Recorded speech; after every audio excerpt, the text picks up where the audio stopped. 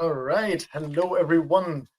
So I see some of you are already here, and thank you so much for coming. So I will be kicking off this session then. Um, Again, thank you for coming. So today I'm talking about MLOps. It's just HPC in disguise. This is a quote from my CEO and colleague. It's really, really interesting. So I'll be talking about what that means. And also, it's a no-nonsense guide to a better workflow. And with no-nonsense, I mean, or I try to mean, that I won't be using a lot of marketing terms. I won't be showing you a lot of different features or, oh, wow, look at what we can do, what this can do.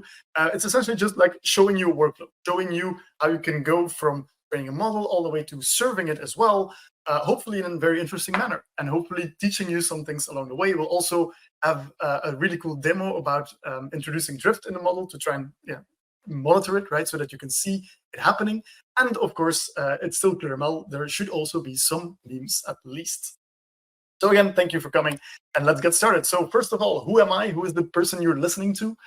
So it is, I'm Victor Sonck. I'm a developer advocate at ClearML, and I've been working in the ML engineering sphere for 4 years. So I'm not exactly super old, but I have some experience at the very least. More than enough to know the very annoying things data scientists and ML engineers have to go through on a daily basis, right? So this is the kind of talk that tries to address those things and offer you some tools that can help you there.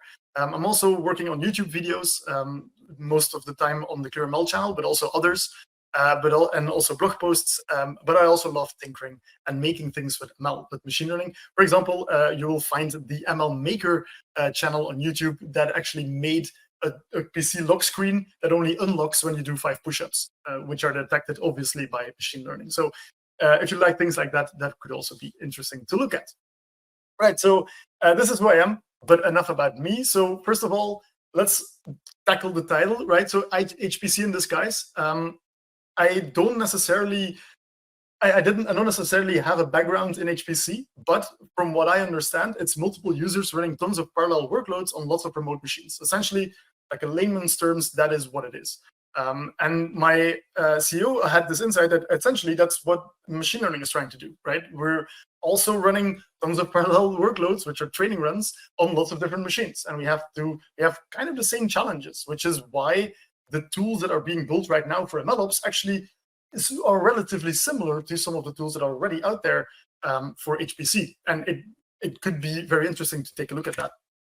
So for example, remote execution of packaged reproducible code is something that we, as ML engineers, struggle with a lot as well. Also, multi-machine and cluster orchestration. So if you want to do remote machines or remote machine execution, but also multiple machines, orchestrating them together into a cluster so that you can just throw things at it. That's also very, very interesting. You also have multi-user management with queues and priorities. So especially here, queues and priorities are something that is very well known in the HPC sphere. And well, essentially, it's a very useful thing in MLOps as well, because you have those same kind of hard, heavy workloads that take a long time, and you want to be able to efficiently schedule them on your given machines. And then, of course, there's monitoring machines and workloads. If anything goes wrong, you should know why. If anything goes well, you should also want to know everything that happened there so that you don't actually lose any of the content of what you're actually trying to do. And obviously lots more. So MLOps is essentially doing the same thing. That's what I'm here to try and tell you. But mainly we're going to talk about a workflow using these kind of tools that have a parallel in HPC. So the use case, right? This is going to be the thing that we're talking about for the next hour. So I won't bother you with slides too much. I have some just to give an overview, but I'll be diving into the code and into the terminal and whatnot very, very soon. So just so that we have something to talk about, let me introduce the relatively simple machine learning use case that I prepared, but it might hopefully be interesting and just show, the focus is still on the tooling, right? So the machine learning is not super complex, but the tooling is what takes the cake here. So what should receive the most attention. So what we're going to do is asteroid detection, right? This is really cool data set from NASA with a bunch of different asteroids, and you can detect based on their features whether or not it's going to be hazardous or not for Earth, right? So that's a structured data example. There's obviously many more that you can have, but this was an interesting one. And so you have features like absolute magnitude, which is like the size of the asteroid, estimated diameter in kilometers, which is obviously diameter, and so on and so on. So all describing features of those asteroids, and every single row in this sample or in this data frame essentially is an asteroid, right? And what we're going to want to do is first dissect it, right, and then pre-process it, and then train a model on that so that it can detect, or that it can give you the if it's hazardous or not based on incoming new samples with these same features, right? And then we're also going to serve that using ClearML serving, just to give you an idea on how easy it can be just to take a model and then serve it outright. For those of you who want to follow along, it's pretty hard to do this live with only myself, but you can always follow along and use this video or like the recording of this video as a guide. This is where the actual code that we're going to use today is located. It will be moved to the ClearML examples shortly, but right now it's on this link. This link will stay for a few slides. So if you're interested or you're there with your laptop, why not follow along? It could be interesting. Right. So what will we be building, right? The workflow that I was talking about. Essentially, what I'm hoping I can get with this talk, or I can teach with this talk, is just to give a few tools that you might have already used, that you might already heard of, or that you might not use at all yet, and just show you how you can combine all of these tools and all of these ideas just to get a complete workflow from beginning to end, right? And hopefully you pick something up along the way. So this is structured. You might not see it. We'll zoom into each block specifically later on, but you might not see it. But in the it's actually split into three phases, right? Excuse me. The experiment phase, the productionizing phase, and the deployment phase. So the experiment phase is where we'll start earlier on. It's essentially what a data scientist does on a daily basis, right? We will take the use case, try to create a model, iterate a little bit, and then we will go into the productionizing phase, which will automate a lot of this experimentation, because at some point it stops being useful or efficient to go or to keep working in like notebooks or like small scripts or whatever, and just to automate everything that you have, just changing parameters, right? If the code structure, the base is good, you can just change parameters and find the best combinations there. Also, we will be seeing how to run all of this code on remote machines as well, which is always interesting to see how that works, because yeah, like I said, it's HPC, right? These remote machines, the tools to use them, they're very similar, and it's very useful to know them, I think. And then there's obviously the deployment phase that I was talking about before. So essentially, we're going to set up a serving engine, a model serving engine for the model that we just trained, right? In the productionizing phase that is based on the experiment phase. And then we'll also set up some model monitoring that will then catch a demo that I will give for where we actually generate some drifted data, right? And then hopefully we will be able to flag it.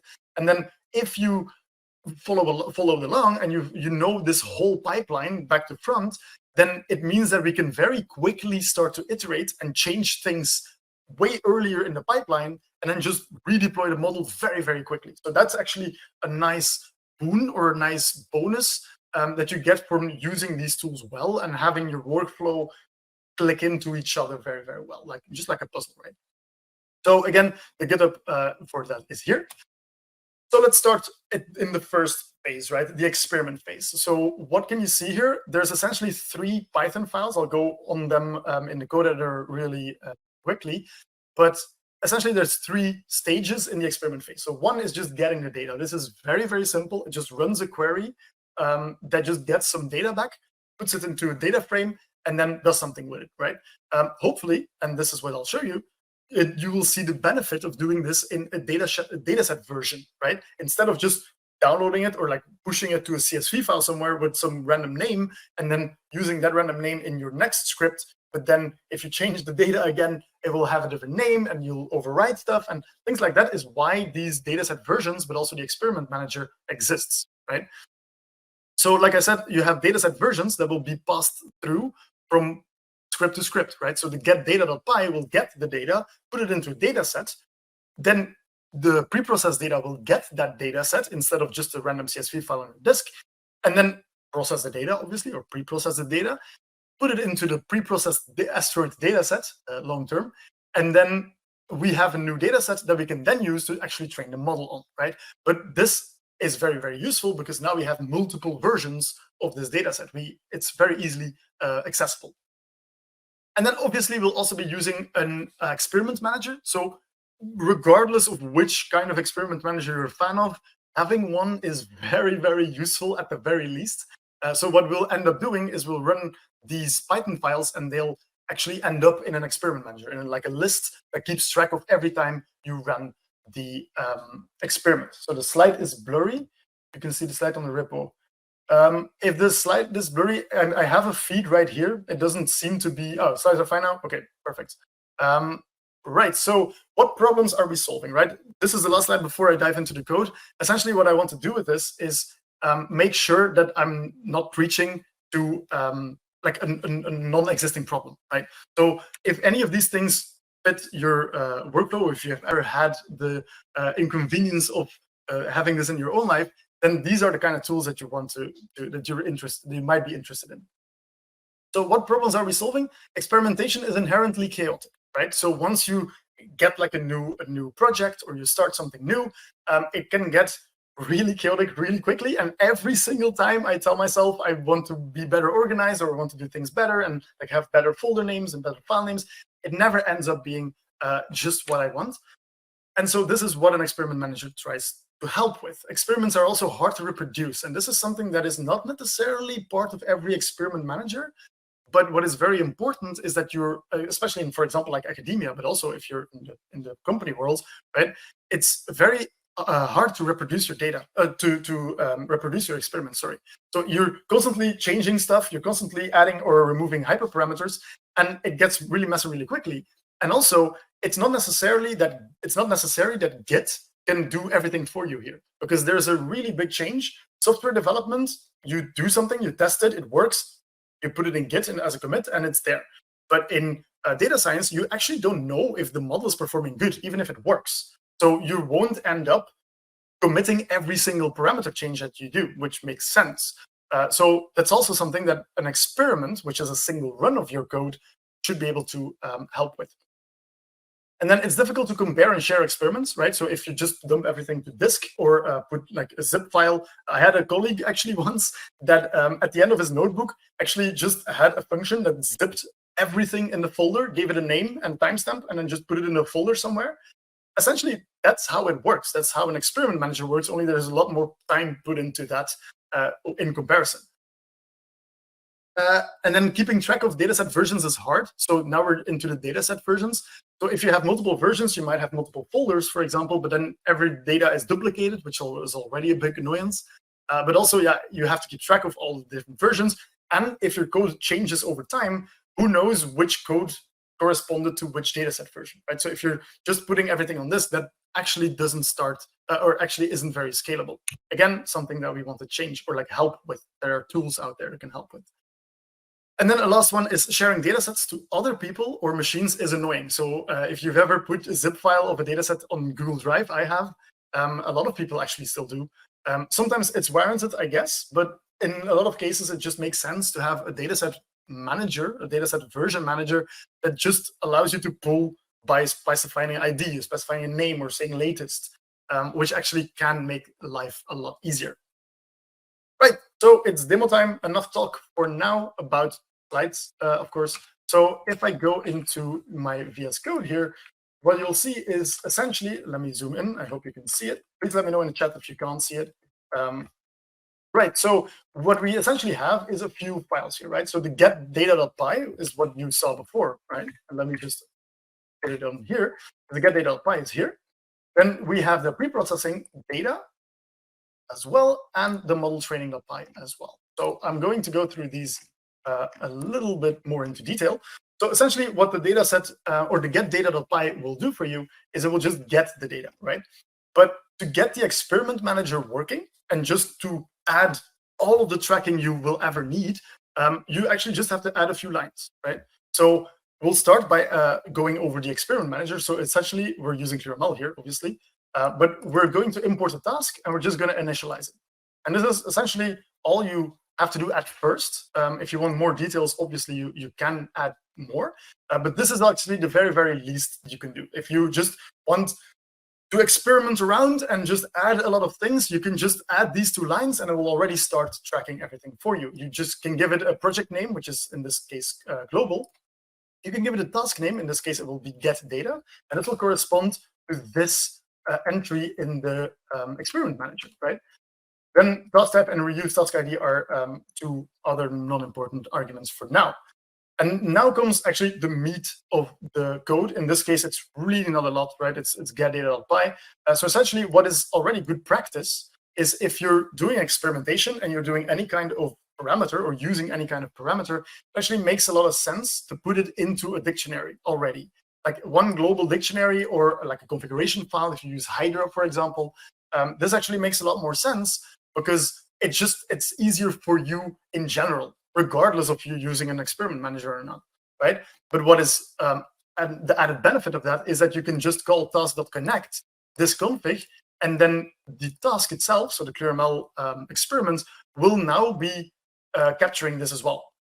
So we know that these are parameters, and that will become very, very important later. We can actually change these and then clone a run, and it will be injected into this configuration link. So that's really, really useful.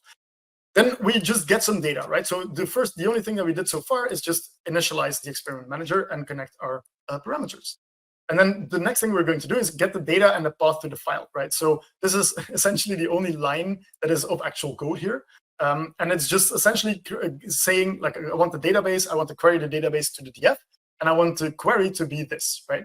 So the global dictionary query. And then it'll say dataset is downloaded too, and it'll print ahead. So let me run this for now, and then we'll come back to it once it's done. And then what we'll do, so like I said before, it will already have captured now. Okay, essentially what we did with this run is we got the data from a query and we saved the query. That's essentially what we did here. And then we want to create a ClearML dataset from it. Like I said before, the versioning is really, really useful. The fact that you can just get the dataset with its ID or with its name is super useful and a lot more easy than just putting it on Google Drive, right? And it's also very easy to just make one, right? So the only thing you have to do is import the dataset object. You create one, give it a name, give it a project, which will probably be the same project as we saw before, and then add some files. Right? That's all there is to it. So what this function did, it essentially just created a data frame and also a path to the data. And then the path to the data can just be added as files to the data set, and the data set will just gobble all the files in that path and put them in a version. Now, there is one more thing that a dataset versioning tool can do for you that is very handy to start using, and that is very much better than putting it on a disk again. And that is actually logging statistics as well. So depending on which version you have in your data set, your statistics will be different, right? If you have, for example, feature distributions or a head of the table in this case, or a lot of different plots that you want to attach to a specific version of your data set so that you can very easily visually verify that the data set you're working with is the one you got. Does the data set object support unstructured data as well? Very much yes. So if this is like a what's it called, like a folder full of images or even video or audio, it will work out of the box. So that is definitely no problem. Yeah, so it definitely does support structured objects. This was a question on the chat. And then once you've reported all of the things that you wanted to do, for example, if you have images in this case, you could say have a class distribution, right? So just a histogram with all the different classes that are in your data set. And then you can finalize it, which essentially just auto-uploads it, right? So then you have your first version. And if you run this, you'll get a created dataset ID. So if I look at the output here, I essentially run it. It says I created a new task with this ID. This is the page where you'll find all of the information there. I just found the simple CSV file called nasa.csv, which is such a cool name. And then you also have the data frame as well, like the data frame head that we just printed a little bit before here. Oh, I had it, And then we created the dataset version and uploaded the different files. How does the dataset versioning of ClearML compare with Metaflow? Actually, to be honest, I haven't used Metaflow all that much, so I couldn't tell you. And but it's a very interesting question. And if you go to our Slack channel and ask it there will definitely be people that can answer this in more detail. So what we'll end up with, if I go back to the slides. But now we can go into the projects here, and you will have an MLOps world. So actually, I'm going a little bit too fast here. Essentially, you have an overview of projects. This is the experiment tracker. Let me zoom in a little bit. This is the experiment tracker. That should be good. This is the experiment tracker, and you will have your different projects, right? So if you're working on a lot of different things at the same time, it's very, very easy to just have an overview here. And this is essentially what I meant for myself when I said I'm going to try and keep an overview this time. This is usually how it works. Like, it actually does work. You just dump everything from a single project in a single file. So what do we have here? We have the get data that I told you before, and we also have the raw asteroid dataset, which again is a really cool name. So if you look at the get data, it saves everything. And that's the main point of an experiment manager. It saves everything without you having to do very much. So in this case, it saved which repository it is on, saved the branch, it saved the get data. But also, if you're, like I said, not committing everything, uncommitted changes as well. And all of these uncommitted changes will allow you to, at a later date, completely reproduce this experiment from scratch, because you can just clone the repository, check out the branch, and apply all of the uncommitted changes that weren't part of your Git. Also, it will auto-detect all installed packages, so you don't actually have to make sure that your requirements file is up to date, but you should. But this will actually detect it from the environment instead, so you don't have to. And then there is other information that is interesting at a later moment. Then configuration. Remember, we connected our configuration dict here to the task. So essentially what we have here is a separate section in the experiment manager where we can have these hyperparameters, they're called. And this will become very, very handy, but also just in terms of, for example, comparing different experiments, this will also be very handy. But like I said before, it will also be very handy for really cool automation that will come later. There are no artifacts. These are like model files or other big files. Obviously, there are none in this case. It's just a data set, but that's a separate entity. Info, just like when and how it was run and on which machine. Also console output. So every single thing you print is never lost. And this is already like a very big thing that will save you a lot of time if you can input it in your workflow. Scalars, plots, and debug samples, we'll see that in the model training, because that's usually what they're most interested in. Right, so the raw asteroid dataset is our dataset version, and we see that we have our dataset content, which is nasa.csv. Like the person that asked the question, if here are your images files or your video files or whatever kind of unstructured data you want, those will all be listed here as well. In this case, it's just a single CSV file because we're doing a structured data demo. The artifacts themselves is the data itself, which you can download as a zip, and this will actually be a diff, right? So we won't save everything each time. We will build on top of previous dataset versions, so nothing is duplicated, which actually saves your disk and your wallet big time. And then we have some info again, console output, and in the plots, actually what you see is here is the reported plot that I did. So if you actually add report table, in this case, you could do report plot or whatever you want. You have the head of the table. You could also add some images, some preview images or stuff like this. Those will be in debug samples. And then you have a nice overview of what is in your data set. The genealogy will become important later, but for now, it's just a single point. There is no data set that depends on this one yet. Talking of which, let's go to the pre-processed data, right? So this is the second stage. I'll start to go a little bit faster from now. So task init, we already know this. We initialize the task as pre-processed data. We create the folder that we want to put the output, the pre-processed data into, if it doesn't already exist. And here comes a little bit of the magic of the dataset, right? The dataset version. Here you would have to specify a specific path to your actual CSV file from the previous step, but you don't have to do this now. And this also means it's very robust to change of where it's running. If it's running on a remote machine, this will still work. If it's running from a different folder, this will still work.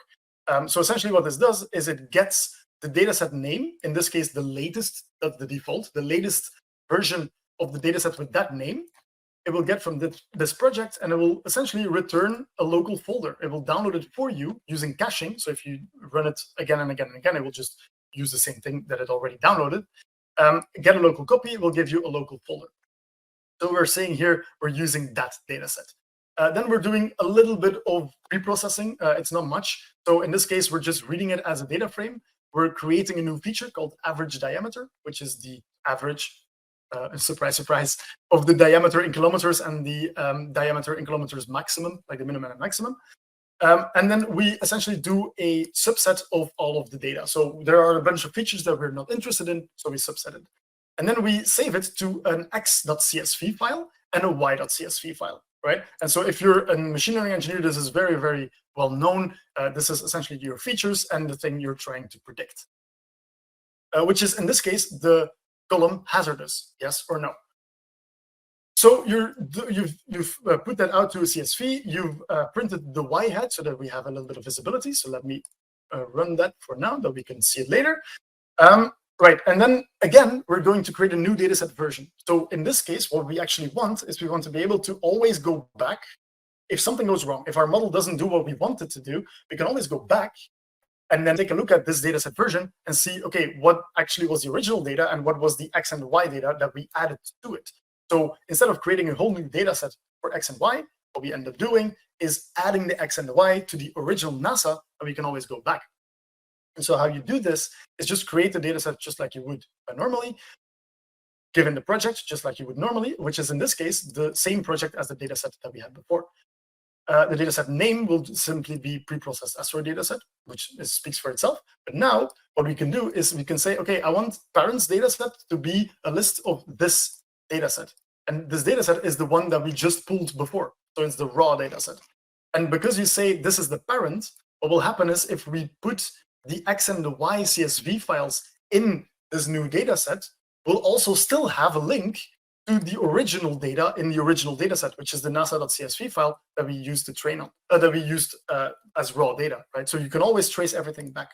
And then again, here you can add some tables and you can auto upload it. So if everything went correct, then you see here, we created a new task again, we created a new dataset ID with the data frame with the y, so the x and the y, which is what we'll need for training in just a minute. And then we uploaded it and it gave us a dataset ID. And if we go to our experiment manager, we can very clearly see here we have the pre-processed data task, right? It got tracked just like everything else. And then we also have the dataset version. And if you go to plots here, what we'll see is now this is not a point anymore, a single point. It goes from this to this, essentially saying this is like based on the previous one. This is the parent from the previous one. And it's actually very useful to see in the dataset summary as well that you have the raw asteroid dataset, which was there before. We added one file, the nasa.csv file, the size as well. And then we have the preprocessed asteroid dataset, which added 2 files additionally.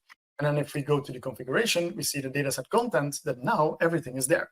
So we can always go back and see what happened. Right. And then finally, for the model training, and this is where it gets interesting, again, we do a task.init, nothing special. We do output URI true, which essentially means if you encounter a model somewhere, also upload it. Also keep track of it, right? We'll use this later. Essentially, this is saying if you ever run this remotely, run this in this Docker file for me. I don't have to do anything else. And then in very much the same way, we just make some a global dict with some training arguments that we can then use in the rest of our code, right? This, again, is very good practice in general, even if you're not using an experiment manager. Then we connect it to the task, so it gets logged. And then we again get the latest version of the dataset, but this time the pre-processed dataset. We get the local path, and then in the local path, we get the x and the y from there. So now we have an x and y in the data frame. We get the x train and x test, y train and y test, as every single machine learning engineer ever has already done. And then we create the D matrices to train an XGBoost model on. We actually train the XGBoost model, and in this case, we actually don't have to do anything but save the model. So essentially, we want to save the best model that the XGBoost trainer finds for us, and then we want to plot some of the data some of the feature importances, show the plot, and then do accuracy and recall predictions on that, so calculations, sorry, on that, and then log those to the task as well separately.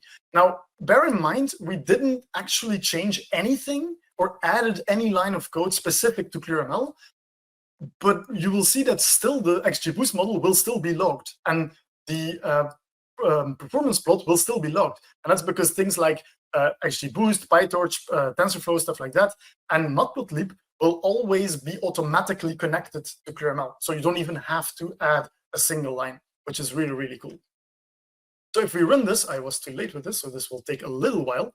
But if we run this, what it'll essentially do is just do the normal code, but then it will hook into the back with what they call AutoMagic, which is my colleagues.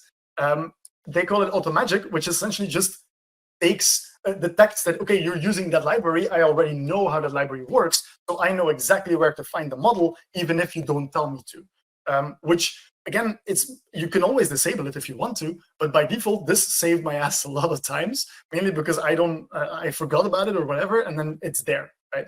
So as you can see, this is the plot.show, right? So you get the different feature importances. The default view of Matplotlib is not ideal. It cuts off the names, but in ClearML it will actually be visible because, we saved it there. So right now, it essentially said, okay, we have a model with accuracy 9925 and recall 1, which is really, really good. And it uploaded the model to this place, which is already really interesting because now we have a model, right? If I go back here, you'll see that the model training, we have all our variables here. We have the artifact, which is the actual model here. If I click on it, what we can see is this is the actual model URL. So it's actually saved. Excuse me. It's actually saved. We see that the original experiment that created it is model training. We can click on it and go back there. We actually have the ID as well. If this was a deep learning model, we could add the network layers here. If there were any labels or metadata, we could add that here as well. So this actually is a very, very easy overview. Like this, it was just adding a few lines, but now we have everything in a nice list, right? And what is really interesting right now is, remember that I said that it was very important to put everything in the hyperparameter, so like to connect the task essentially to the hyperparameters. So if I go back, you see here training arguments, all the different things, and then we connected it to the task. So the task not only knows it from the code, but also now knows that these specific variables are very important. And what we can do here is we can essentially say, okay, this is not good enough. I want a clone of this model training, right? And then I want to, because it's now in clone, it's in draft mode, I can edit all of these variables. Now, all of these variables are defined in code. So this is weird, right? I can just change them from the UI. So essentially, yeah, you can. I can change that, for example, to 420, which is a difference. And then what I can do is I can say enqueue. I can enqueue it into a queue. I have several here set up, but I'll enqueue it in the default queue. And right now we have no workers assigned. We'll change that in a little moment. But what that essentially will do is it will enqueue and take all of the different, let me maybe first start the agent so that I can start working. So what I have here is very simple. It's just in a specific terminal, in a different terminal. You can just run on any machine that you need. It could be the faculty machine with the huge GPUs. It could be this machine. It could be your laptop, whatever. ClearML daemon, queue, default, and services. Services will come later for the pipelines. Foreground, and then the Docker file. And if I run this, I'll run this on all four. So we have four of the agents here. And what will end up happening is these four agents will now sync as workers to the to the experiment manager, right? So from now on, we can run anything remotely. And the really interesting thing is, remember that I said that we tracked everything, including the Docker file, including the installed packages, including the differences like the git diff. This means that you can essentially reproduce your experiments anywhere, also on these remote machines. And that's actually the whole power of this, because if I now go back, you can see that it is in fact running. It's not pending anymore because one of the agents took it up, is now recreating the environment completely and is rerunning it, but it is injecting this new parameter that we made. And that's really, really cool because now I can just clone my code from the start and just change a bunch of parameters. And if I made my code wide enough and robust enough that it can just do everything based on parameters, I can change them all. And I can change them with almost no effort and run them on a remote machine as well. I should mention that this is not even necessary if, for example, you use Hydra or argparse, Python argparse, or any of the like major argument libraries, because then again, just like the XGBoost and the matplotlib, ClearML will already just grab that, and you won't even have to connect the arguments, but it will have the same effects. You can change everything here. Of course, you can live follow along with the console, right? So it just trained a new model here, and a process completed successfully. We see the scalars here as well. Oh yeah, I didn't actually go over this. So you have scalars and plots, and scalars are essentially output metrics, right? So in this case, automatically, I didn't do anything else. The test and the train accuracy over the multiple iterations of the XGBoost model are reported automatically. And what is very interesting now, and this comes again, is one of these powerful features that you start to get once you're actually using them, is we can just select these two, which is the clone and the normal, and then we can compare them. And we can easily compare it. We can see, okay, they were obviously run at a different date, so that's not a huge deal. But also we can see the parameter. And everything that is red is different. So like I said here, this was the original task with 42 as a seed. This is now 420 with the new seed, right? And this makes it very, very powerful, because you can also then compare the scalars. So in this case, for the accuracy, we see that the model training of the normal model training was 9925, and then the clone that we give 420 is just 99. So it lost a little bit of performance, but it gained a little bit of recall. No, sorry, it also lost a little bit of recall. So in this case, you can very quickly compare the two. You can give them different colors. You can do whatever you want. So this actually makes it very, very nice if you have multiple hundreds of different experiments that you want to easily compare. It also automatically monitors your GPU, your CPU, your disk usage, stuff like this. So this should normally be a line, but it was very short. So that's why you can't see it. And remember that we also plotted the feature importances. We can also compare those, right? So now it's very easy, or very handy, to see the different features and all of the different matplotlib plots that your code might produce just side by side, which is very, very useful. Right, so now we have our workers here, and we have our queues, so we can go one step further, and that allows me to go back into how does it manage GPU. So I get a question here, how does it manage GPU? So I assume that with it, you mean the agent, right? So if you're starting up an agent like I did here, essentially it is it's just using Docker in the backend. So as long as your Docker, you can give all the Docker parameters that you need all the way in the CLI. So if you can just send the GPU Docker flag, which you can, to the agent will be able to run the Dockers just on the GPU. And in this way, it can schedule it. There is dynamic GPU scheduling. Oh, that's a thumbs up, so it was right. There is dynamic GPU scheduling. You can find the docs. That's a little bit too far for this. But you can also run these agents as a Kubernetes pods. So it's really, really powerful in what you can do there in terms of GPU sharing and stuff like that. Right. So let's get back one moment to our graph here. So wait one moment. So a recap. What we saw just now is why you should use an experiment manager, and always use an experiment manager. If you just add those two lines, that's already perfect, right? That's already very nice.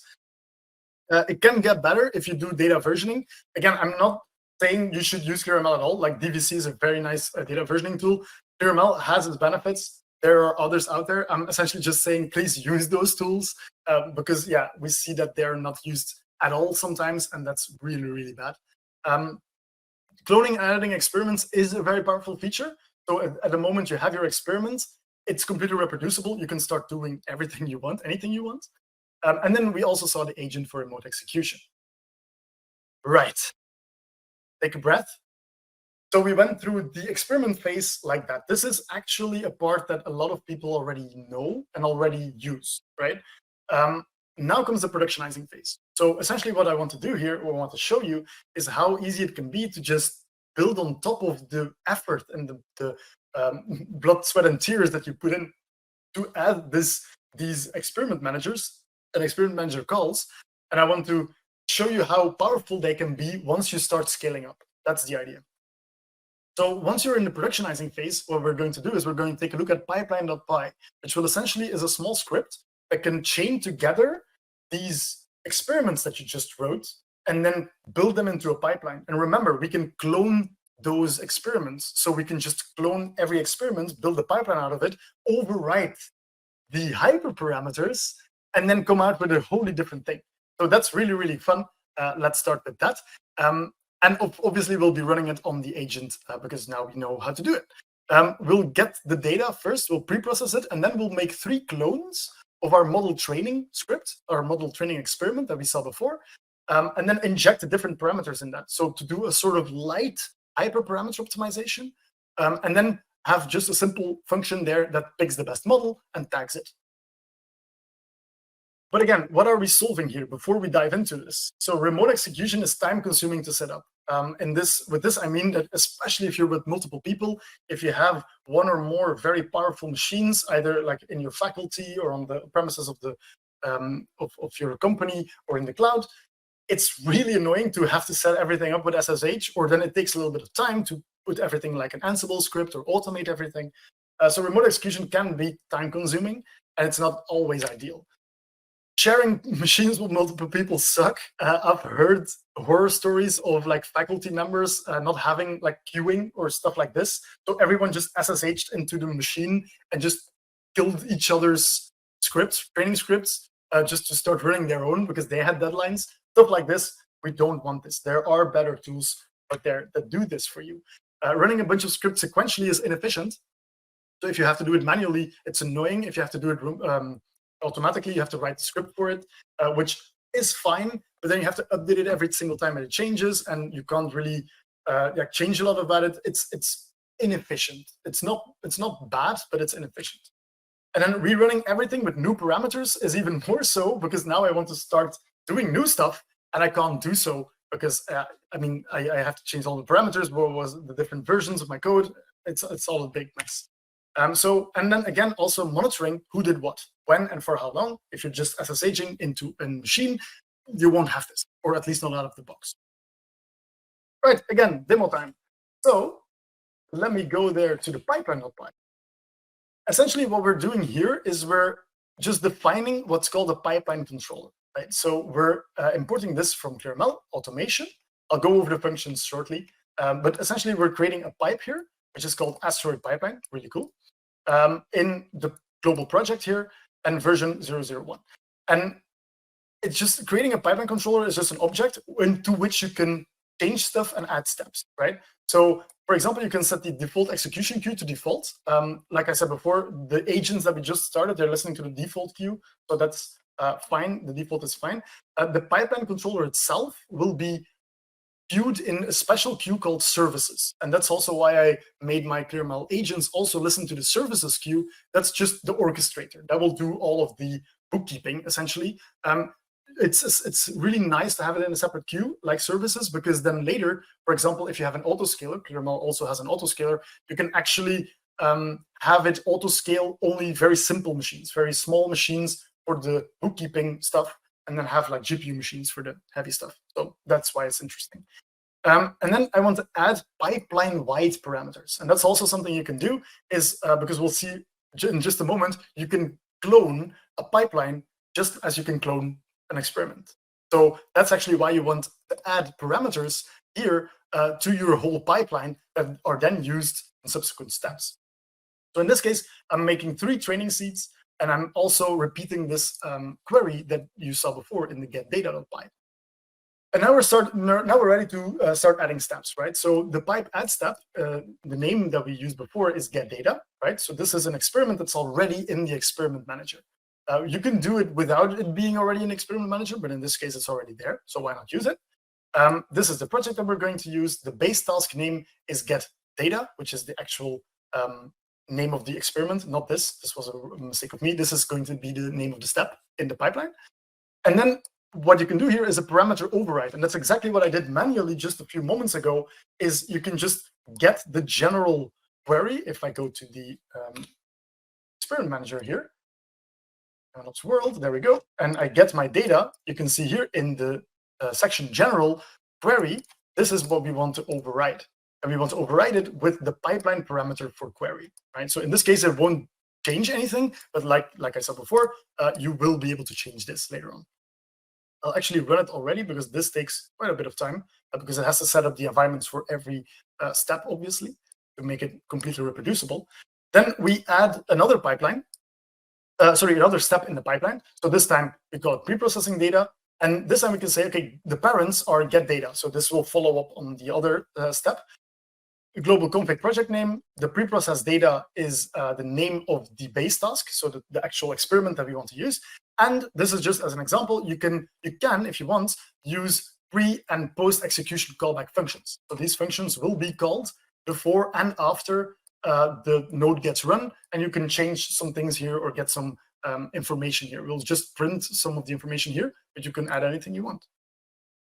And then we have the training nodes here. And then for every training seed, remember we had 3, for every training seed, we're going to create and add a new step that is on the same level, so that we essentially get the data, pre-process the data, have 3 models trained with different parameters, because we can, again, override these parameters. So the random states will be overwritten 3 times to create 3 different model training runs. And then the last one is to select the best model. So out of those 3, we now want to ingest them in again and get the best model there. To be able to do that isn't a big task. So what was interesting is to add a function step instead. And this essentially packages a single Python function as if it was a task for you, but you don't actually have to put it in the experiment manager yourself, which makes sense in case of this smaller thing. So this is the actual function I will be using, which is this one.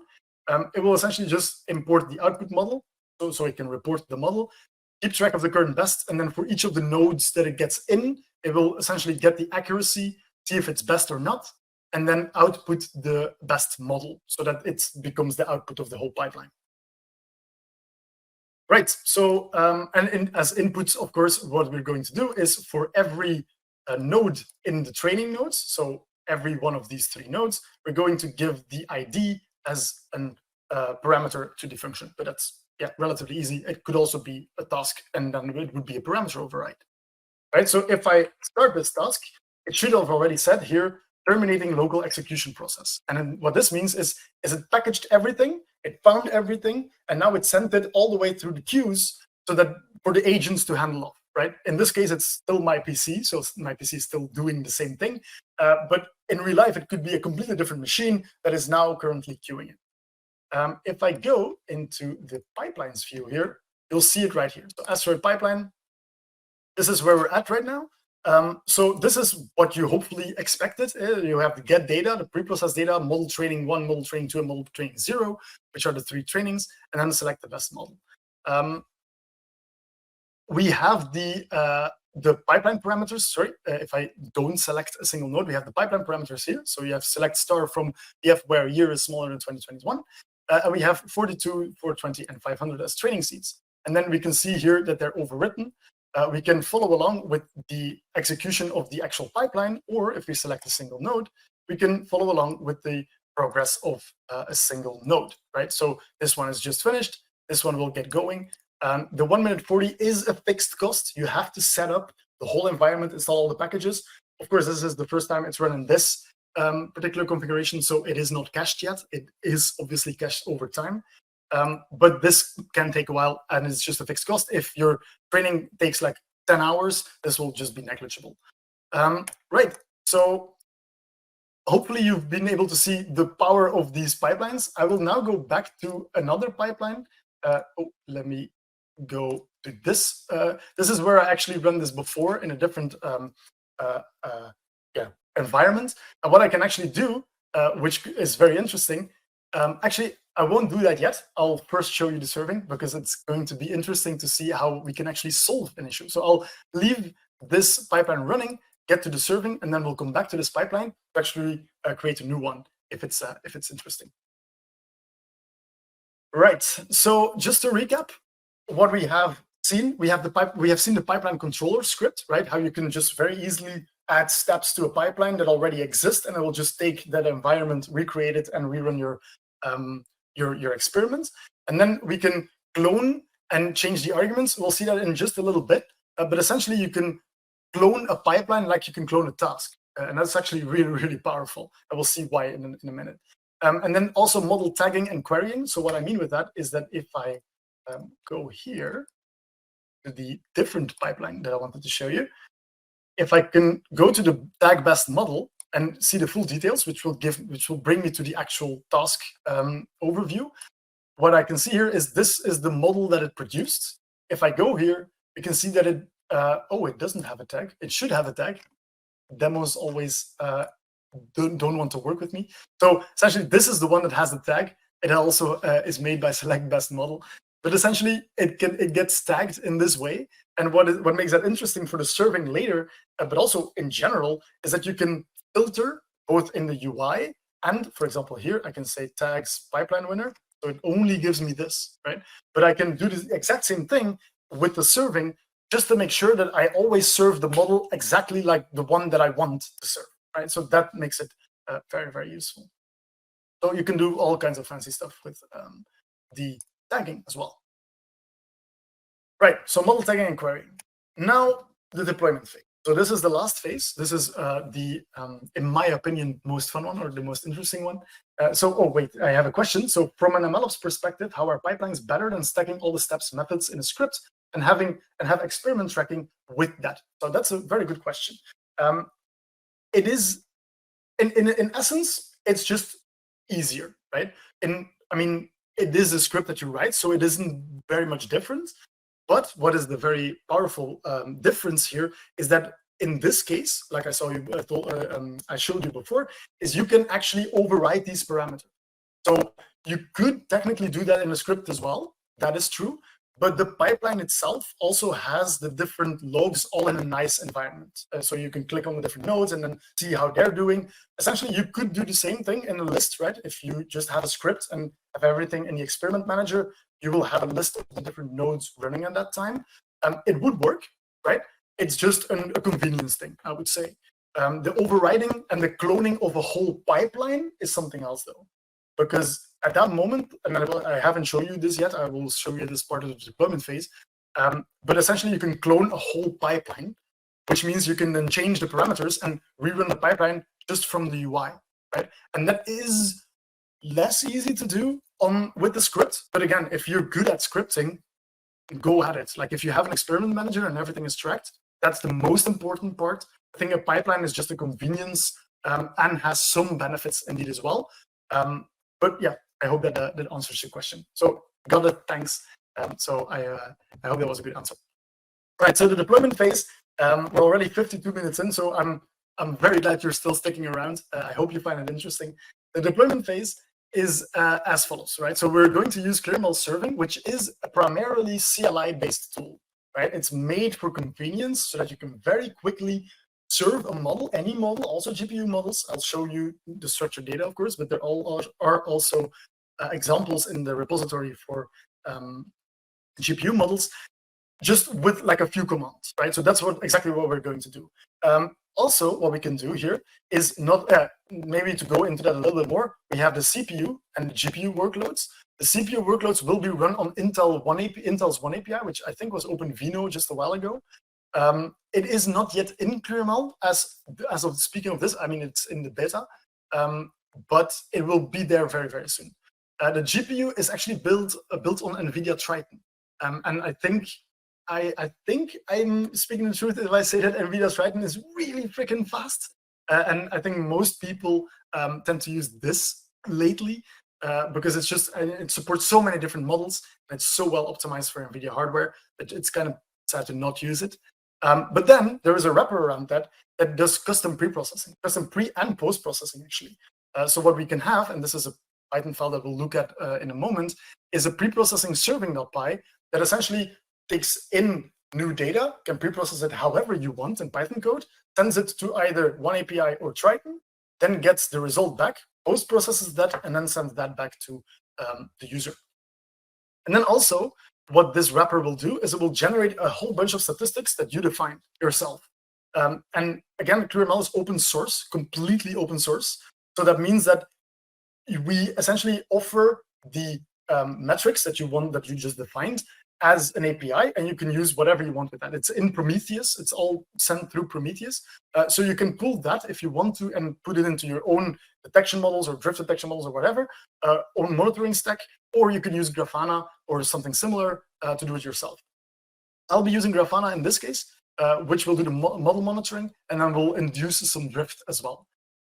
Right, so again, this is the final one. What are problems that we are solving? Multi-GPU serving, and against a data scientist, it's a mess. It's really not nice. So performance is the main benefit here, right? So if you have Triton, Intel's One API, those things are really, really optimized and really, really fast when compared to, for example, just doing model predict and wrapping it in a Flask API. It has its merits. You can do it very fast, but a model server has the performance edge, definitely, especially on GPU. Multi-model serving and hot swapping. So something else that your model.predict or with the Flask will not do is multi-model serving. If you, only if you like code it yourself, but it's not very easy to have it like in a web server that was never made to do this kind of heavy lifting. And then also hot swapping, which is really useful if your model goes bad or you train a new one and you want to swap it out. It's really nice in these kind of model serving engines. They can just very easily shift over the traffic from one to another without any downtime. I think there's even a talk right now about not having downtime for model serving. So there's definitely options out there. Multi-GPU allocation and scheduling, especially also like single GPU, just maximal utilization. It's not very easy to do on your own. So that is also something these things can help with. And then model monitoring as well. So like I said, we will be creating model metrics so we can do any type of monitoring that we want. Right, so demo time again. Right, so let me first go to preprocessed serving. So this is again in the same folder. And this is a kind of object that we have to overwrite, right? So it's just a class preprocess that we get that we create. And it has to have a preprocess or a post-process function. And the preprocess function will take in the body, the state, the custom collected statistics function. So what this means is that you can have a complete custom Python function that creates model monitoring metrics for you, right? So that you can definitely do. There is a state in which you can store things that will then get back out, or like put back out again in the post-processing after the model was sent to the model server. Then there is the body as well, and the body is actually what you'll get in, right? And so in this case, what we want to do is, again, same thing that we did before. Good practice would be that we have these functions global as an import so that they're always the same no matter what. But in this case, it makes it more verbose that we can show it. So what you get the body, the values of that will give you a df. That will just be a single line because I'll only be sending single lines. And then we do the same average diameter and we do the same subsetting of the different columns, right? And then we create a DB matrix, and that's what we'll actually send through to the model, because that is what the model expects as an input. And then as an output, we get, again, the state that we can access that was the same as here. But in this case, we essentially just get the data out, which is the output of the model. And then we get the first result rounded as y, and the actual y raw will be the prediction certainty, right? This is not the rounded version of this. So this is what we'll expect going in and out. But now we have to set it up, right? So there are more detailed instructions in the GitHub, but I've already been talking for an hour, so I'll keep it relatively concise. If I go out here, what you'll see here is a serving instance and a statistics controller. There will be a control plane task here as well once we start adding configurations. But essentially, there will be a third task, and that's the thing about ClearML. In ClearML, everything is a task. So just like we saw, the data set is a task, but also the serving and statistics here are tasks as well. And so what you can see here is the serve instance has it still has an asteroid. Let me just take a look. Okay, so I forgot to remove this from the practice run. But essentially, what we want to do here is we want to set up our endpoint, right? So the first thing we're going to need, and this is actually the powerful step that this whole integrated pipeline can do for you, is the first thing we want is our model file. But our model file is already tracked, right? Because if we go to the MLOps world, we go into the models, these are the models that were created. And actually, we can go even further and we can go into our pipeline. And if everything went well, the pipeline here created a model as well. So if I go to the select best model, what I can do here is find the model ID that I created. We can also go into full details of the last step, and then under artifacts, this will be the model as well. So if I click on the model here, we'll have the pipeline winner. So this time it is tagged, and we have the ID here as well. So what we want to do now is use ClearML serving. I told you that it's a CLI tool, right? So, and we want to add the model add. So these are just the history of the things that I did. This is essentially what we want to do. So let me change the ID. So we do ClearML serving. I hope this is visible. If it's not, let me know in the comments. ClearML serving, we give it the ID of our, this is what is included in the more detailed instructions in the repository. Essentially what you'll do is you'll create a, let's say, control plane task. And this is where you push all of your changes to. This will handle everything that you want, and you essentially only need to know the ID. So this is the ID of the one that I want to use. Model add, and then engine XGBoost. So this could be XGBoost, sklearn, I think Triton. So in that case, it would be GPU based, and any of the big ones like PyTorch and TensorFlow are supported there. We want to create an endpoint called Asteroid, and we want to pre-process it using the preprocessing serving.py that I just showed you. Then we want a model ID, or want to give it a model ID, and we essentially just give it the model ID that we just created in our pipeline, right? If I add this, it will sync all the changes. And now, if I'm not mistaken, let me go back here to DevOps. Now we have 3 tasks. So now the serving control plane is back up and running again because it can go to sleep, but it doesn't matter because this is essentially our configuration endpoint. These 2 are actually doing the heavy lifting. Excuse me. So what we see here is that we just created an endpoint called Asteroid with the model ID that we saw here. We have no metrics yet, we have no canary deployment, and we have no model monitoring yet. The statistics controller is also still empty. But these, if we go to the serve instance, what we can do is we can go to the plots here, and it will give us an overview of all the endpoints that are currently here, along with the ID of the model that is actually served. So in this case, if anything goes wrong or things are not going well or whatever, you can already go to the model ID and figure out exactly, okay, this is the model ID that is currently being served. If I click on this, I will go to the original task that created it. If I go into info here, I can see that its parent is Asteroid Pipeline, and then I can go there and actually find out which was the code that actually generated this model. So this backtracking is really, really powerful. Right, so if we go to our model endpoint here, now we should be able to send some data to it, right? This is all there is to it, right? You had to set up like a Docker Compose, which I didn't talk about because it's like a little bit too complex for this scope. And you have to add an endpoint, and that's the only thing. You have to like get the ID of the serving control plane, and then the next command to do is immediately this one. But this will already give you an endpoint. And if we go to our code here, and now it gets a little bit interesting, we can start to set up a model inference script, right? So what we do here is from ClearML we get the data set. We get the global config, and then we get the data set just like we did with the pre-processing, right? So we get the raw Asteroid data set. Get it here. Oh, it has to still connect to curl. Everything has gone to sleep in here. I should have been shorter on the ball. Right. So what it essentially will do now is it will just download that data set and then give you the local path. The actual data path is the nasa.csv file.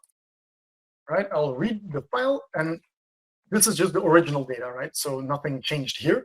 What we can do now is send the data, right? Send some requests to our API.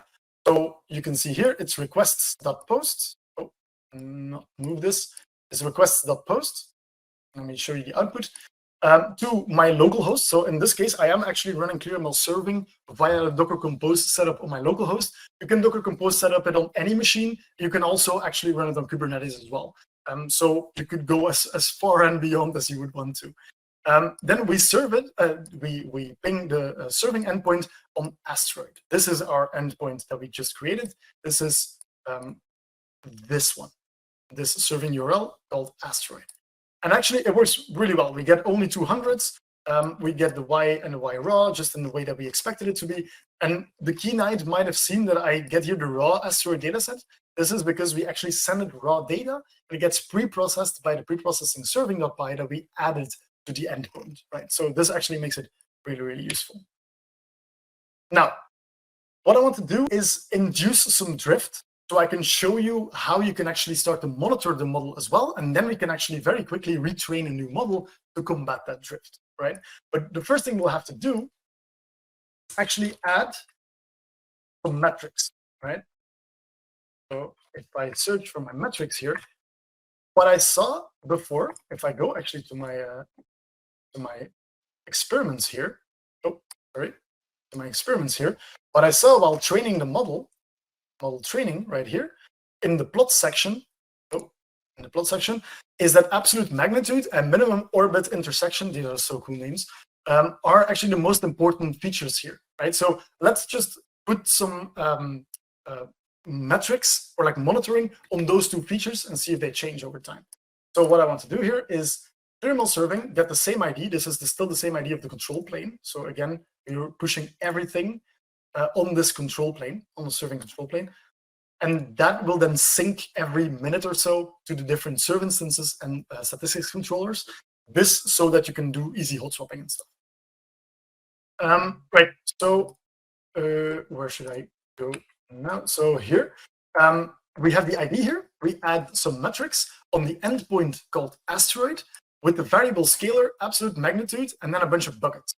These buckets you can easily generate like with this code. This will be huge. So for example, here I want to cut our minimum orbit intersection in 3 buckets. It will give me these buckets here, and I can just use those in the command line right here. So if I do that, it will now start monitoring what comes in for absolute magnitude, right? And we'll start monitoring that and putting it into buckets over time. I want to do the exact same thing, like I said before, metric on the minimum orbit intersection as well, because that was the second most important feature. So it's very valuable to start looking at that as well. So we have our metrics here. If we go to our serving on the actual serving control plane, you should already be able to see this. So if we go to metric logging, we go to our asteroid endpoint called asteroid. Metrics are absolute magnitude and minimum orbit intersection, right? And every minute this will sync. So if I go to the service instance, it's not yet synced, but it will take a little bit of time. You can always find it out if you go into the console. It will give you that its new configuration was served. So in this case, it was just too late, I think, but it will. Oh, there it is. So now it's synced. No worries. And so everything should now be put into Prometheus in these buckets, right? If new incoming data is seen. So what we can do is we can go to Grafana and get our dashboard set up in such a way that we get from asteroid the minimum orbit intersection bucket and divide it on the minimum orbit intersection sum so that we have like a histogram that is 100 in total, right? So we want the percentage of data in each bucket, essentially. And we want to create from that a heat map over time. So essentially, if you get your heat map, your histogram, and then put it on its side, you have your histogram for one specific point in time. And now you can go over time to get an actual heat map. And that's what we'll see in just a bit. So if I set it up this way, and then I start sending data, we should actually be able to see, let me just send this data again first, should be able to see incoming new metrics. So give me the last 5 minutes. It will take a little while, and there we go. So there is data coming in right here with a certain distribution, right? So I'll put that on 5 seconds for now, and we'll go a little bit further, because now what I want to do is I want to induce drift, right? Remember that that was the goal here. So what we can do is we can take every important feature from our data and then fit a distribution to it, right? So let's do that first. And what you'll see here is, for example, absolute magnitude will have the black distribution, right? This is the actual data distribution of that feature. And what we can do is we can fit an actual distribution to that, and then sample from that distribution as new data, new incoming data. And we can send that to the endpoint as a proxy for what is the type of data that you would want to have come in, right? Your model is trained on the black data. So if the blue data comes in, it should be fine, right? But what I'm also doing is for the absolute magnitude and for the minimum orbit intersection, I'm actually multiplying it by 2, right? So that means that this will be shifted big time. This should definitely trigger all sorts of alarms and be very, very visible in Grafana because it's starting to drift. The actual distribution is shifted. So if we draw from that, that's going to be an issue. I'm going to collapse this. And then what you can see then is we have our synthetic data set, which is essentially this. And then we have our synthetic data set with drift. And what you can see is that the mean here is like half of that of the drifted one, right? So what we're going to do is we're going to first send a bunch of normal data here, and then we're going to send a bunch of skewed data as well, right behind it. And hopefully you should be able to see that in Grafana, because then you can start to build some drift detection models on top of that and make it very, very nice and very, very visible. Right, so this is the data that's coming in. We're going to have to wait for this a little bit. So the first thing that I'm going to do is imagine you have a drift model, or you have model drift. The first thing you're going to want to do is trace it all the way back down and see where did it come from, right? What can we change? So if I go here back to our serving instance, and we go into our asteroid model here, what we can do is we can go to the model and go to the original test model and then the original pipeline that created it, right? This is the old UI. So if we go into the new UI, this is actually, we know that this is the pipeline that actually created it. And what you'll see here is that, okay, we have select star from df where year is smaller than 2021. Obviously it's 2022 now, we have new data. Obviously it's going to start in drift. We should now clone, and this is where we finally come into the cloning of the pipelines. We should now clone our pipeline and have new data come in, right? So what I'm going to do is click new run, and it will ask me if I want to overwrite any of my pipeline parameters. And actually I want to have 2022 here and run it. And this will essentially do the exact same thing, but now inject in get data this new query that will get me new data, right? And this will essentially lead to a whole new model that will then use later on and deploy as a canary endpoint, so that we can start to roll out our new model that is fixed for drift. Right. So if I go back to Grafana, it should still be firing up here. And then after a while, it should start drifting, right? So what I can already do is, because we're still waiting for this, it should start drifting in a little while. What I can already do is if I go into my DevOps, so my actually serving, what I want to do now is actually serve a new model, and the pipeline isn't ready yet, but I have obviously already made this pipeline, and as you can see here, it's actually 2022. So this pipeline is an exact clone. It's essentially the same thing as what I would have if the pipeline was already there, and I can get the model ID from here, right? If I go to full details, I can get my artifacts here, get the best model. There we go, and copy the ID. And what ClearML serving allows you to really quickly do, and this is so cool, is model add. There we go. So this will allow me to essentially create a new endpoint on the same 44A task, right, the control plane. Model XGBoost is all the same. The endpoint will be called different though. Asteroid drift corrected this time. The preprocess is preprocess serving.py. And the model ID is the one that we just copied, right? So if I put that here, run that, what will happen is we'll see the actual endpoint pop up in our experiment view, right? That will be here. And let me go to DevOps and on the control plane. So the endpoint is now here. So we have an asteroid drift corrected endpoint with a completely different model ID. Now, I am still sending all my traffic to the asteroid endpoint, right? So I want some kind of way to first test out this drift corrected model, just so that I'm sure that it works, right? So what I can be doing, actually, let's see if we have our drift already. Not yet. Should have timed this better. Always with a live demo. So it's still, there we go. So it's still sending normal data. Now it's starting to send skewed data as well. If I go here, what I can do is add the canary endpoint. And this is actually very, very easy to do and so useful. Is again, we take the ID of the control plane, we add model canary, an endpoint, we give it a new name. This new name will be asteroid canary. And in this case, if you send requests to asteroid canary, it will be 90% of the time routed to the old asteroid model that still suffers from drift. And then 10% of the time to the asteroid drift corrected model, right? The model that we just added.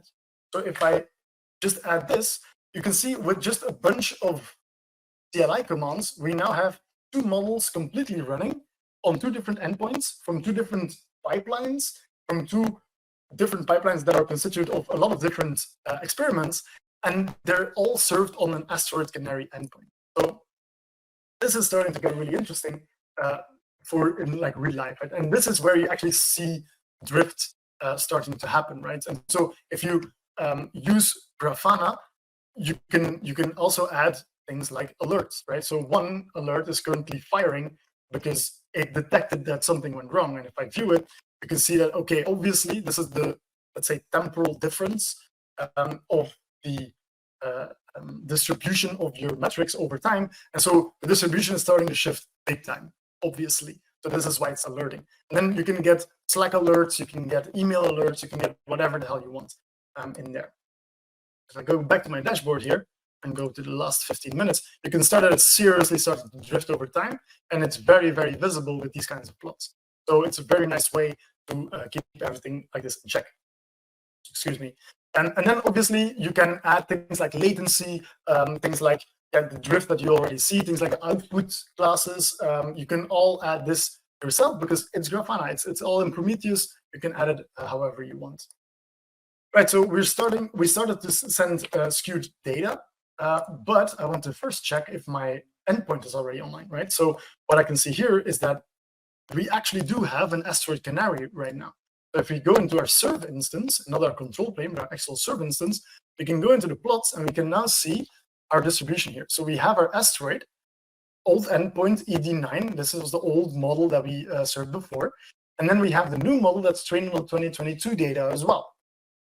And then we can also see that there is a third endpoint called canary, asteroid canary. So technically, if we send requests just like we did before, but to the asteroid canary endpoints, we actually end up 90% in the asteroid and 10% in the asteroid drift corrected one. And I should, probably not. This will probably crash if I want to interrupt it because Jupyter is Jupyter. Let me just get it for a second. But what we can then do is, there we go. That's starting to, then we still have to import the dataset again. And then we read the CSV file from the dataset. If it's there, there we go. We have the PDF. There we go. And then if I run the same, if I run my output here, this is difficult to see, obviously, but I'll send the same 0 row here the next time it's running, and then we can easily see that it's actually sending to two different endpoints. So let me do that right here. Oh, it's obviously not sending it to the canary yet because I am still sending it to asteroid. So asteroid canary is now the new URL. To make it clear, if you go into the repository of ClearML serving, you actually have a way to have this kind of endpoint fixed, right? So you can just publish a new model /1, /2, /3, whatever version you want, and it will automatically update the canary endpoint for you, so you can always send your people or your users to this single endpoint, and that makes it much easier. So if I now have this, then technically it should start. There we go. So I'll let it go for a minute. But as you can see, about 90% of the time, you will see 1.0, sorry. And then the other one, you have 0.99, which means that it's a different model. It's a different outputted prediction than the previous one. So about 10% of the time, we see that the requests come back in as a different request. In this case, the rounded version is still the same, but obviously we have like 99.9% accuracy at this point. So it will be only small changes, but there is a different model behind this all. So this was just with a few commands, very easy to deploy. And then we'll go to the look. We go look at the eye candy one more time. So this is our model drift that you can see here. The alarms were blaring, so everything can be done there. And you can just rerun your pipeline with a different. It's still running. It's still running. So this is still going, but you can just run your pipeline all the way again. It will select a new model, and you can just immediately deploy that model on a Canary endpoint. So that's really, really powerful. Right.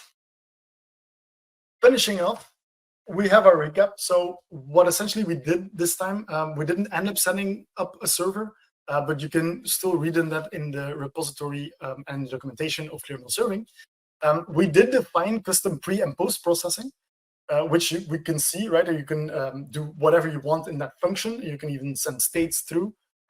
Also, we served a model from the experiment manager. You don't actually have to have your model in the experiment manager. So again, we're open source. You can use all of the different constituents of ClearML. You don't have to. So if you don't want to, you can just launch the model and have it on Triton, have it run on Triton, and it will just ingest it. You don't have to use anything else if you don't want to.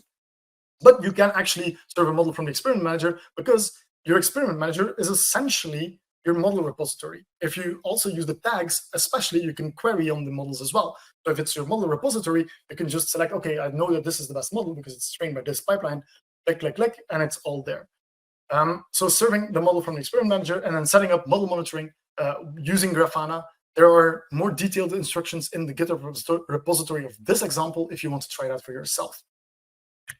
Right, so closing the loop, we just did the drift detection. So to recap, we created the get data, preprocessed data, and model training. We created 2 different data sets that are connected to those. We created a bunch of different experiments that are tracked in the experiment tracker and that are comparable, that we can compare and that we can share even. I actually didn't show that yet, but it's really easy to just go to, for example, the training, and then right-click, share, and now you have a link that anyone that is on the platform can use. Also, if you don't want to use app.clear.ml, which is our hosted version, you can still just use the open source server. Again, we are open source, just a Docker Compose, and you have this whole website and backend running on your own system if you want to. And then we have created a pipeline built on from those different experiments, and then we have served that specific model. So that was demo time. I actually already showed it to you. The drift detection. So I think we're through 1 hour and 23 minutes. So I think there's a bit more time for questions. But thank you so much for sitting through this. It's been a while. But yeah, feel free to post your questions in chat if you have any. If you have some feedback, if you want to see something else, or like have some questions still, I'll try to answer them to the best of my ability. If you want to get started, go to clear.ml or app.clear.ml if you want to get into the console straight away. This is the GitHub link to actual ClearML. As I said, it's open source. We have a Slack channel as well. If you ever run into any issues with ClearML in general, or MLOps actually in general, you can go to clearml.slack.com and we will help you out. We have a Twitter, ClearML app. We make the goodest memes, especially LSTMAO, which is a colleague of ours. He makes the bestest memes. And then I'm Victor Sonck. So you can find me on Twitter right there as well. You can try it out for yourself. It's open source, so feel free. I have one question already. If I have a machine with 2 GPUs, I guess we can make 2 agents. Each agent take control of a GPU. ClearML agent will manage the GPU. Does it take care of queuing the tasks and avoid CUDA out of memory? So several things there. So if you have a machine with 2 GPUs, I guess we can make 2 agents and each agent take control of a specific GPU. Yes, exactly. That's something you can do. I am not completely up to date with like the dynamic scheduling that ClearML can do. But yeah, if you have a machine, the easiest way with those 2 GPUs is to have like 2 different ClearML agents, and you can give those ClearML agents the flags that they can only see GPU 1 or GPU 0, right? So then you have 2 different ones. In terms of queuing, yes, you can actually, I'll show you because the pipelines should still be in the queue. Okay, apparently not. Okay, but essentially this is how the queuing system looks like. So you have different queues in which you can see the different workers that use those queues or like work on those queues. You have different experiments that are in those queues, and then you can actually change their priority as well. So if one is spazzing out or like freezing, you can just abort it straight away and it will just send a kill signal.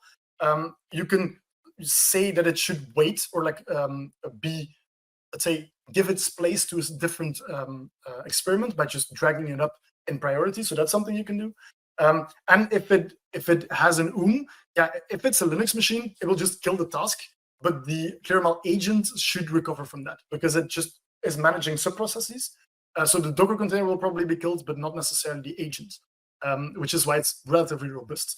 So in that way, it should avoid and then it will just say that the task failed. It will have all the logs there for you to like do a post-mortem. And then if you're interested, then the agent will just go straight to the next task in the queue. So it should all be relatively seamless. I hope that answered your question. If I missed anything, feel free. Yeah, thanks. Okay, so that is the question answered. All right, so I think if there are no more questions, then this was everything that I have for you today. Again, thank you so much for bearing with me here. Please let me know if you find it interesting or you want to see anything else. ClearML is actually in a booth on MLOps World right now in Toronto. I couldn't go, but my CEO is there. So if you want to say hi to him, let him know that you came from here. He'll love it. All right, I see a bunch of thumbs up in the chat. I see great presentation. Thank you so much for saying that. That really means a lot. So yeah, thank you so much for your attention as well. And I hope to see you soon in the Slack channel or anywhere else.